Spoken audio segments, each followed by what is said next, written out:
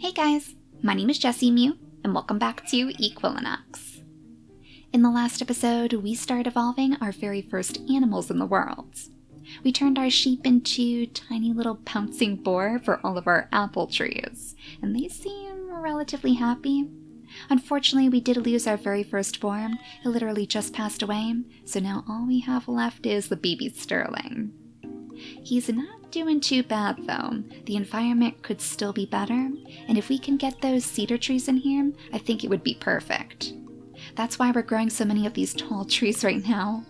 They are spreading like a wildfire, and our sycamore trees are too. But we discovered that we should probably start moving the forest into this valley if we want a truly thriving ecosystem. The heather seems to survive a bit more easily in lower altitudes, so that's why we're trying to have our rosemary creep its way down the cliffs.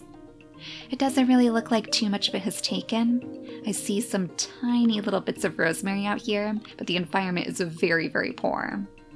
That might just be because we need some of its liked species, and if I remember correctly, that was just trees. Yep, so I guess we're going to have to start growing some trees while we're growing our rosemary too, and just hope that both of them can keep each other alive. We don't want to make the same mistake that we did last time though and start spreading grass around here instead, because that stuff takes over like nothing else in this world.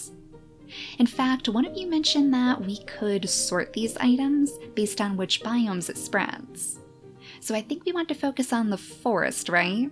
And it looks like that's spread through rosemary, heather, and tall trees, at least based on what we have so far. Oh, and those potato plants! Supposedly the boar can actually eat the potatoes. They can help spread them all around the world too. Oh my gosh, and do we have another little baby? Oh, born right next to the apple trees. Ebony the boar.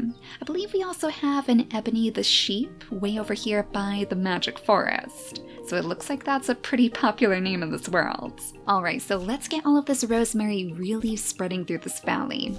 We'll go ahead and drop some of those tall trees right in here too. I'm not sure if they'll take to this land, but maybe the two can work off of each other until they make this land fertile. And as all of those are growing, it should be much easier for us to place the heather down here too. Yeah, it looks like this is definitely a better area for them to grow. So we'll place a couple of them right around this tall tree, and maybe this will be the one that we can use to start evolving. We will have to alter the size of it though. In fact, let's go ahead and alter its traits right now. If we change the size up by a few, maybe by 10% or so, that should give us a good enough chance to grow the right size tree. Ah, and it looks like our sheep may have munched on a couple of those apples again. That quest does seem to repeat every single day, but I'm not complaining because it does give us quite a few of those discovery points. I believe it said that it's going to collect those rewards automatically too, so we don't even have to lift a finger.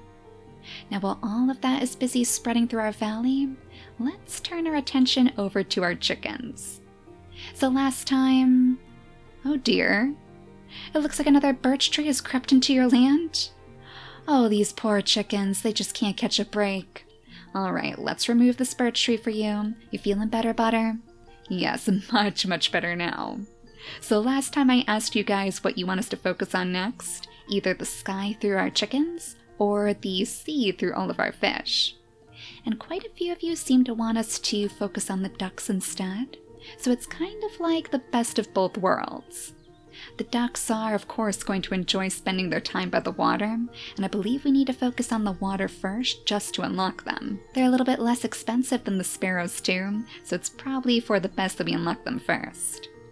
We just need to make sure that we have some water lilies nearby in order to start evolving them. And I believe that the water lily is evolved through the seaweed. Let's just check to make sure.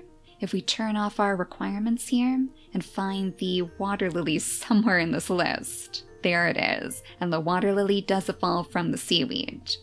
So let's see if we can get to work on evolving that straight away. What does it take to evolve the water lily? We need some redfish nearby, and we need a pretty low altitude too. Hopefully these little dips in the water will be enough. I believe evolving the redfish was actually one of our next tasks as well, as far as the fish go anyway. We need a population of 4 redfish, a population of 4 kelp, for water lily, and for trout too. The fish that we have here right now are the trout, and they're still chugging along, quite pleasantly too if their 22 generations are any indication. So let's see how we can start evolving these into the redfish next. We need to change their color over to pink, and we need to make sure we have plenty of kelp nearby.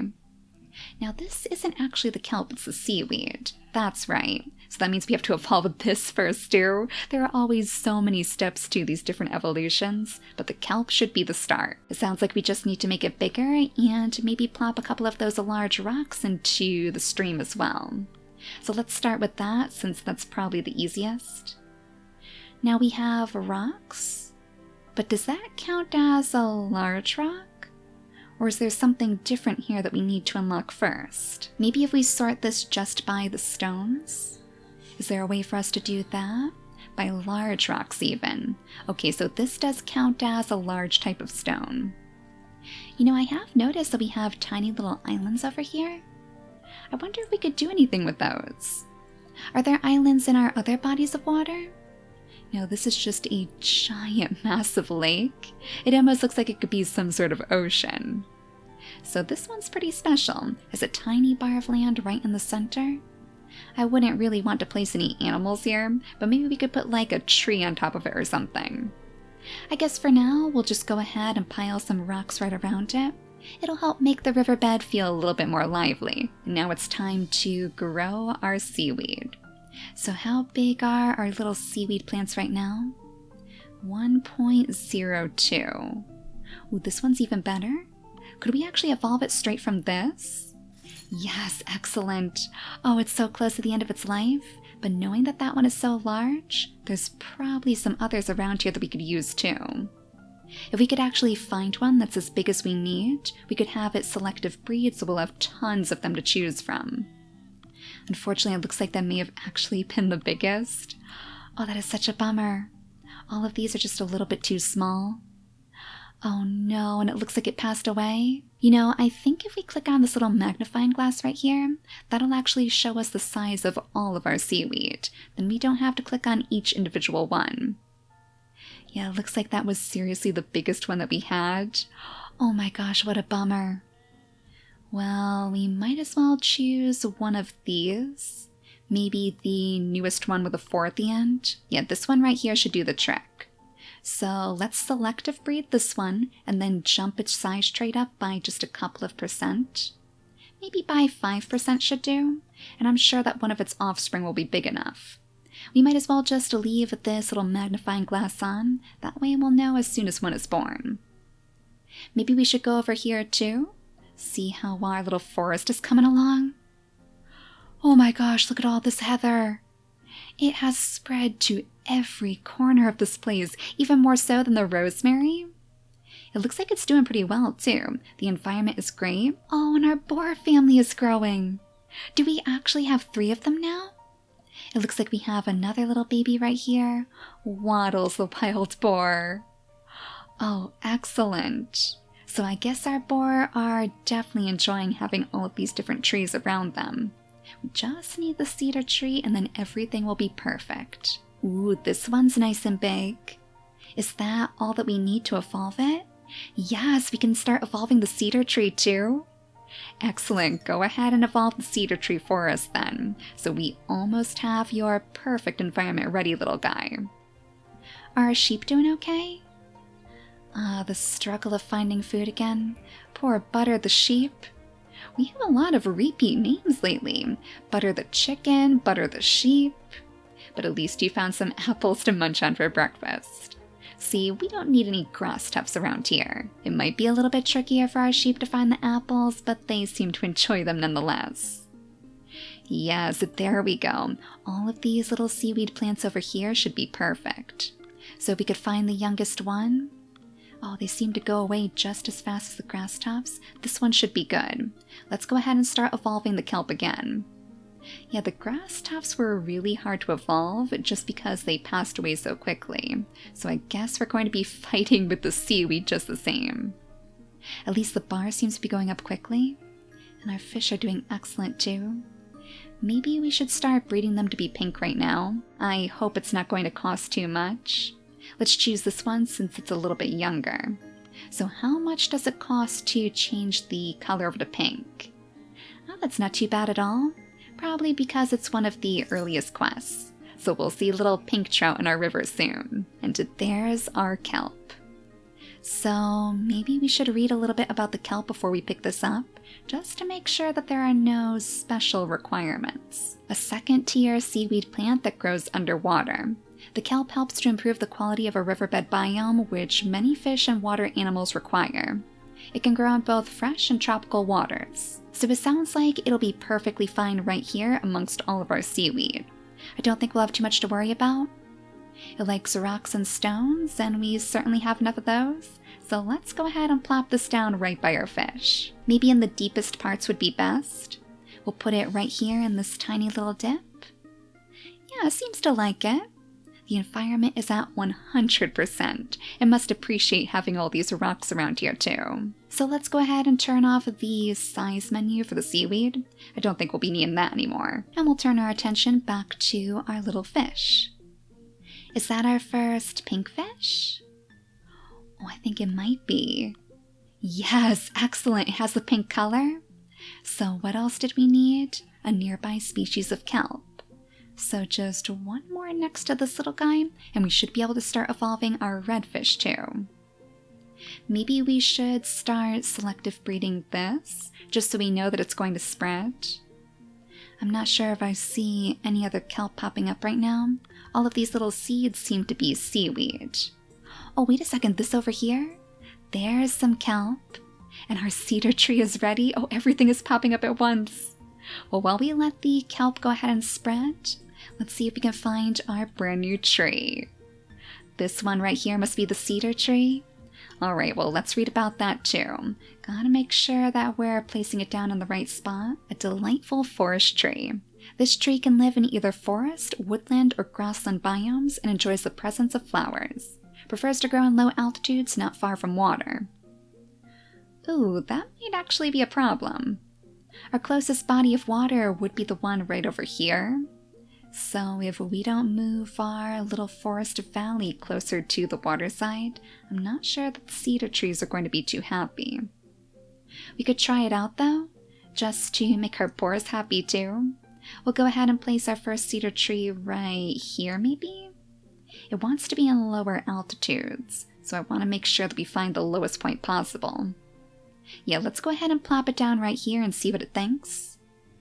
Well, it's not that bad. The environment is actually much better than I was expecting. I thought it would be a little bit more upset since the water is so far away. It is awfully far away from our boars though. Probably too far for them to even see. So maybe it's time that we start planting some apple trees down there too. That way they'll have food to eat if we do move them into the valley. I guess a brand new apple tree will do. We'll drop it down right about here. That seems to be close enough to the sheep that it enjoys the location. Oh, I see why the rosemary isn't spreading down here. That's why the heather is taking over.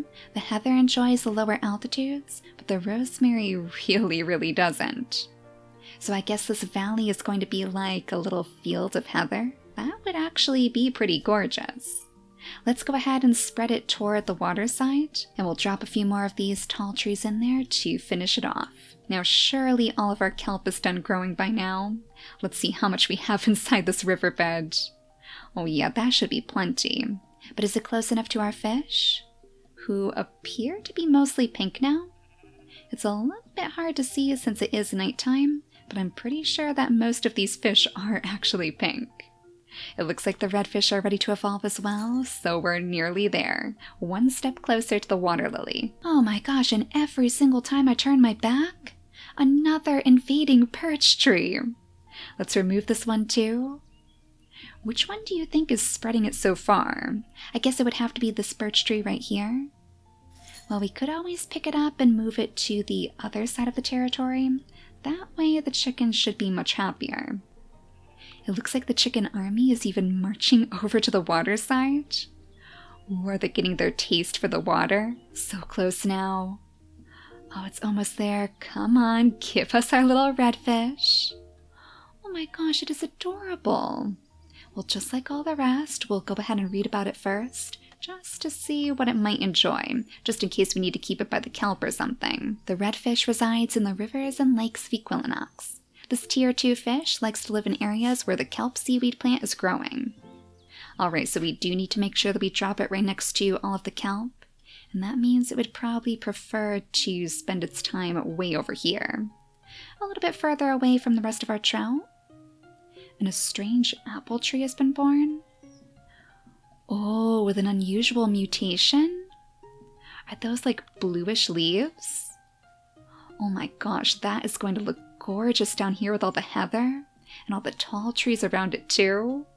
It might even look good inside our magic forest. I bet these sheep would really enjoy that.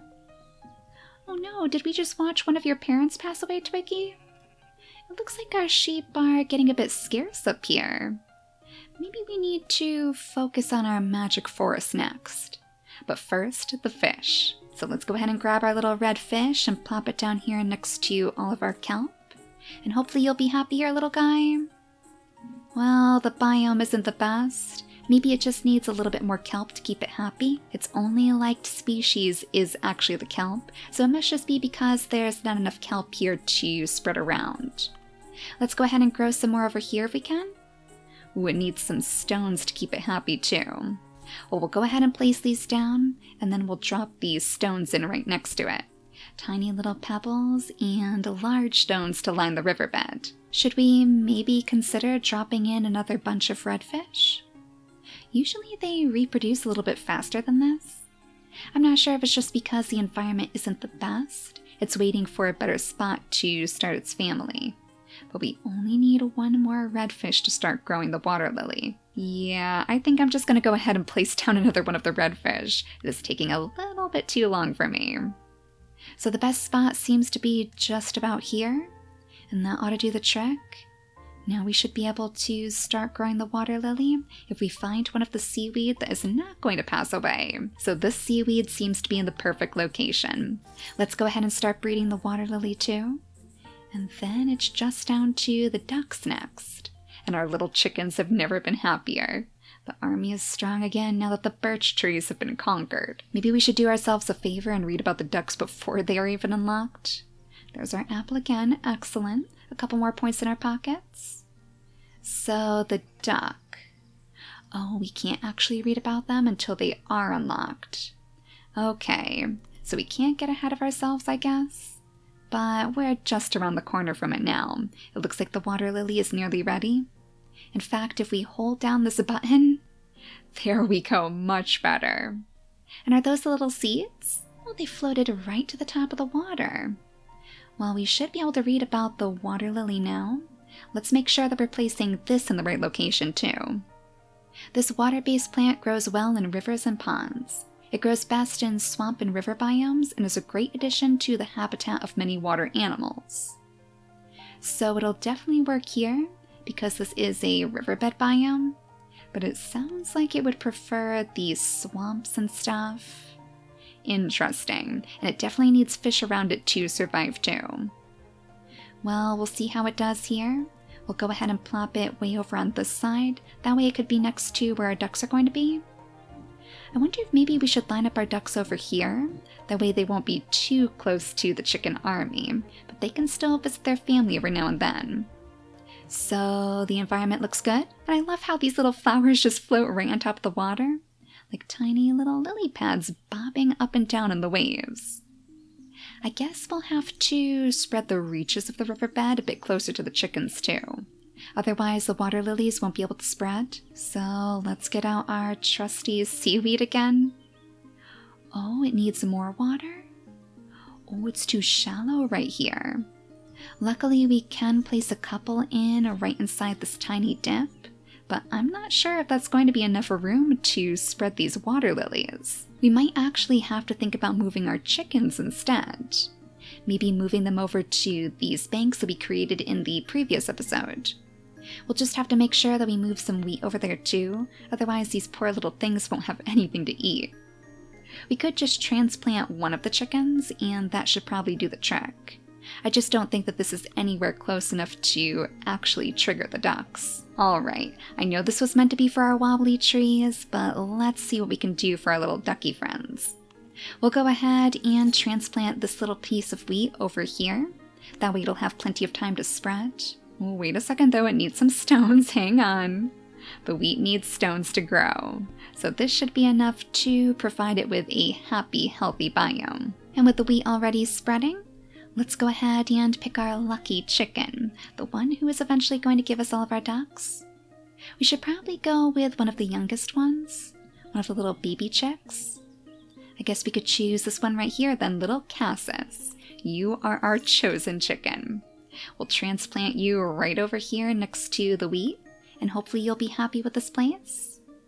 Yes, much more so than you were over here with all of your chicken family. Maybe it was just a little bit too crowded for Cassis, and they have big dreams of taking on the water anyway. Now I did notice that we completed another task in between, and I think it was for having enough of all of those fish and the different types of plants. So let's go ahead and see what we unlocked from this. 2 brand new tasks and a whole bunch of those discovery points.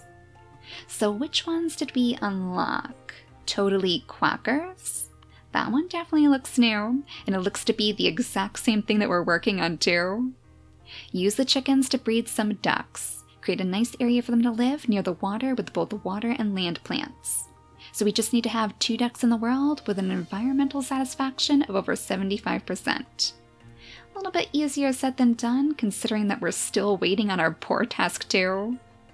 Oh, we need 6 wild boar. A little bit more complicated than the ducks then. I guess the other one was probably this. Tropical waters. Time to add some tropical fish to the world. Once you've unlocked the tropical plants, you'll be able to use the tropical biome to breed the tropical seaweed species. This will then allow you to unlock the clownfish. I still think that would probably be a good one for us to focus on in our other body of water. There's so much more room to work with here, and it looks like it's much, much deeper too. So as we continue spreading all of our fertile land this way, maybe this is where we'll set up our tropical biomes. One small step at a time. Yes, our new chicken family is already growing. It looks like they've already had some children. Macho the chicken. Oh, you are definitely the bird who's meant to unlock the ducks for us. And though the water lilies might just look like a distant plant bobbing on the waves, it looks like it's close enough. So let's go ahead and start breeding our very first ducks. I hope this area is going to be good for them. We do have plenty of the water plants, and we have lots of grass tufts and wheat, but there might be something else that our ducks will enjoy more. Oh my gosh! Oh, our magic forest is just withering away in the meantime. Alright, let's make sure that we're selective breeding every single one of these purple birch trees. What on earth happened to my poor little sheep? Oh my gosh, they're dropping like flies too. You poor things, Lulu. You and Time are the only ones remaining? I mean, at least Admiral's family is still going strong, but we have to make sure that we spend a little bit more time up here in the next episode. I guess just to ensure that this place will survive, we'll go ahead and place some more grass tufts around here. That way the trees will have plenty of space to grow. And there's our duck already. Oh my gosh, in a tiny little duck egg, just like the chickens. Alright, well while we wait for this to hatch, let's go ahead and read about the duck.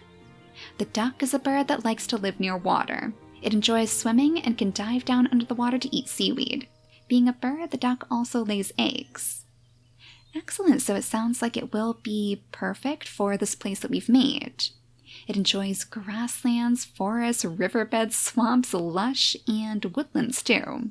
Its favorite biome is the riverbed, and I'm pretty sure that this is going to count as the riverbed right here. It flees from predators, of course, so aside from diving down to get that seaweed and no special abilities, the riverbed isn't quite as strong as I would like it to be here, but I still think our little duck is going to be happy. Let's go ahead and place it right here. Maybe then it'll hatch. Get nice and cozy, zoom in with all our chickens pecking around in the background. Oh, aren't they going to be shocked to see what comes out of this egg? Come on, little guy. No need to be shy. It seems to take a little bit longer for the ducks to hatch than all of these chickens in the back. We already have 2 brand new chicken eggs popping up in the meantime. Maybe we'll give him just a gentle nudge. Fast forward the time a little bit to see if that works. There we go.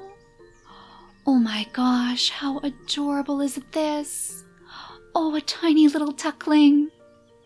Now it doesn't have its liked species. Oh, I forgot to check that. Its liked species are water plants and trees. So that means that we do actually have to grow some trees over here, and I guess the seaweed isn't close enough to make it happy. Well, Lou, we're gonna have to change that, aren't we? Let's go ahead and place a couple more of our trusty seaweed down here. I'm sure that'll do the trick. And then as for trees, I don't know, do you think the wobbly tree will like this area more? I mean, the chickens hate the trees in general. We might have to think about moving them back home. It doesn't really seem like the seaweed is working either. And look at this little guy in the water already, splashing and playing around in the waves. That is adorable. But yeah, even though we planted the seaweed right here, it just wasn't enough. So something is definitely wrong with this biome. I guess that's a mystery we'll have to solve in the next episode, and hopefully he'll be happy to splash around in the water in the meantime. I mean, if our boars survive despite the harsh environment here, I think our duck is going to be just fine. Oh, look at this little valley now. And our apple trees are even spreading too, those special ones with the darker leaves. These are so pretty. I am really tempted to move a couple over here, especially now that our magic forest is struggling so much. That's another thing we're definitely going to focus on in the next episode, because we can't let Griffin's family die off. They were meant to be the protectors of the magic forest, so it's time that we got back to helping it spread. But for now, thank you all so much for watching, and I'll see you all next time. Bye guys!